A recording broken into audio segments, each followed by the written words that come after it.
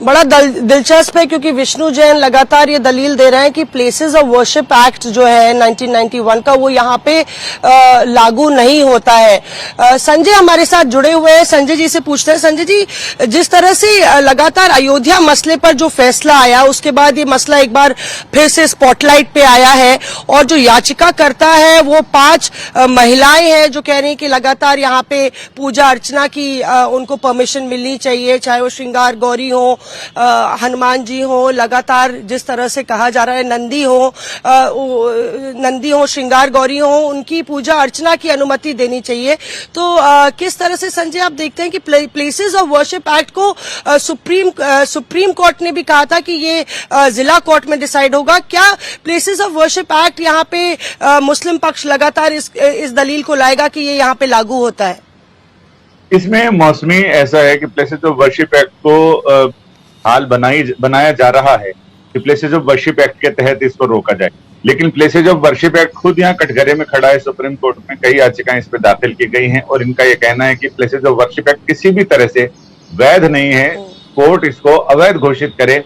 क्योंकि अव्वल कई याचिकाकर्ताओं ने दलील ली है कि जो धार्मिक स्थलों का रख रखाव है वो राज्य की सूची का हिस्सा है, तो जब रख रखाव ही केंद्र सरकार के पास उसका अधिकार नहीं है तो केंद्र सरकार ने ये कानून कैसे बनाया। दूसरा ये कि बहुत सारे ऐसे धार्मिक स्थल हैं जैसे श्रृंगार गौरी का मंदिर है, इसमें इनका कहना है कि 1991-92 तक, 15 अगस्त की बात तो छोड़ें, 1991-92 तक वहां पर पूजा की इजाजत थी। तो ऐसे में उसका जो स्वरूप है, धार्मिक स्वरूप है, वहां मंदिर का स्वरूप था, पूजा होती थी, लिहाजा उसको बहाल रखा जाए। वो तो बाद के वर्षों में फिर केंद्र सरकारों ने हस्तक्षेप किया और पूजा को बंद कराया या स्थगित कराया, साल में 1 दिन की पूजा की।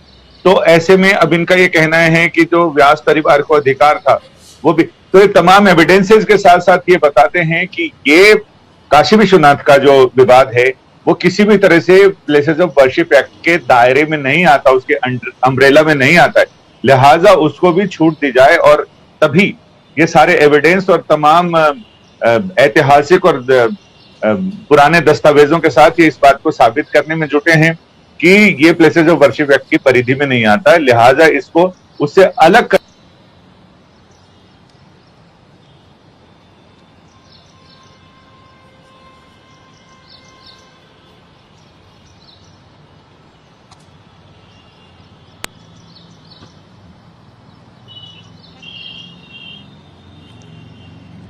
संजय आप सुन पा रहे हैं हमको? हाँ, हम सुन पा रहे हैं जी। आपकी जी संजय, लगातार एक 7 नियम 11 का हवाला दिया जा रहा था कि जो याचिका है, अभी जो याचिका है जिला कोर्ट में, वो क्या इस पूरे मसले की वैधता को लेके है कि क्या ये मसला उठाया भी जाना चाहिए? क्योंकि लगातार तो सुनवाई किस बात को लेके है? क्या कोर्ट ये फैसला करेगा कि आप यहाँ पे पूजा अर्चना कर सकते हैं या नहीं, या कोर्ट इस बात पे सुनवाई करेगा कि ये याचिकाकर्ता को ये याचिका एंटरटेन हो सकती है कोर्ट में या नहीं? बिल्कुल, मेंटेनेबिलिटी पे ही पहले सुनवाई है, क्योंकि कोर्ट के पास ये था कि आगे कैसे बढ़ा जाए इस मामले। तो पहले तो ये मेंटेनेबल है या नहीं है, मेंटेनेबिलिटी पर सुनवाई है और उसमें ही हिंदू पक्षकारों ने अपनी दलील दी है, जैसा विष्णु शंकर जैन ने बताया। मुस्लिम पक्षकार इस बात पर जोर दे रहे हैं कि ये पूरी तरह से इसके एम्बिट में आता है प्लेसेस ऑफ वर्शिप एक्ट के, लिहाजा इससे छेड़छाड़ कतई उचित नहीं है, इससे छेड़छाड़ कानून से छेड़छाड़ है। लिहाजा उनका ये कहना, पहले तो उन्होंने सर्वे पर ही वो रखा, जब ये मेंटेनेबिलिटी पर फैसला हो जाएगा, अदालत तय कर देगी, तब फिर मामला आएगा इस पर कि सर्वेक्षण रिपोर्ट को लेकर कोर्ट का क्या कहना है। कोर्ट सर्वेक्षण रिपोर्ट का सीधे सुनवाई करती है, उस पर उसकी तस्दीक के लिए कोर्ट फिर कोर्ट कमिश्नर की रिपोर्ट यानी सर्वेक्षण रिपोर्ट है, उसके लिए कोई विशेषज्ञ समिति बहाल करती है। क्या करती है वो आगे की बात है, लेकिन फिलहाल अभी तक तो मेंटेनेबिलिटी पर ही कोर्ट अपना फैसला करेगी और उसी पर सुनवाई होगी।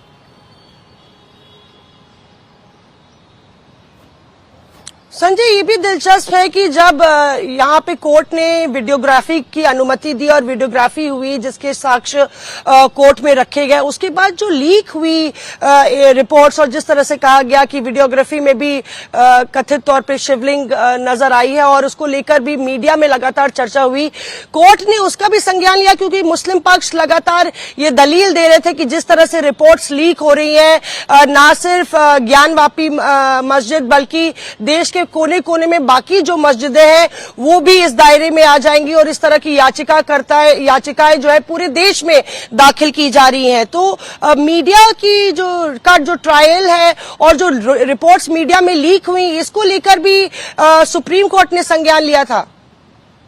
जी हाँ, बिल्कुल, सुप्रीम कोर्ट ने संज्ञान लिया था। और जिस समय बीच में रिपोर्ट लीक हुई थी तो जिला अदालत ने पिछले जो सबसे पहले उन्होंने कोर्ट कमिश्नर नियुक्त किया था वकील साहब को, उनको अपने पद से हटा के कहा था कि वो इस मामले में रिपोर्ट दाखिल नहीं करेंगे। उन्होंने जो अपना सर्वे किया था वो सर्वे की रिपोर्ट दाखिल की, बाकी का सर्वे दूसरे 2 वकीलों को उनके साथ जोड़ा गया था, विशाल सिंह और एक और वकील हैं, तो उन लोगों ने फिर वो सर्वे रिपोर्ट दाखिल की थी। सुप्रीम कोर्ट में भी ये मामला गया और उनसे कहा गया कि जिस तरह से सर्वे रिपोर्ट लीक हुई है वो अपने आप में बहुत चिंतनीय बात है और सुप्रीम कोर्ट ने भी उस पर चिंता जताई थी।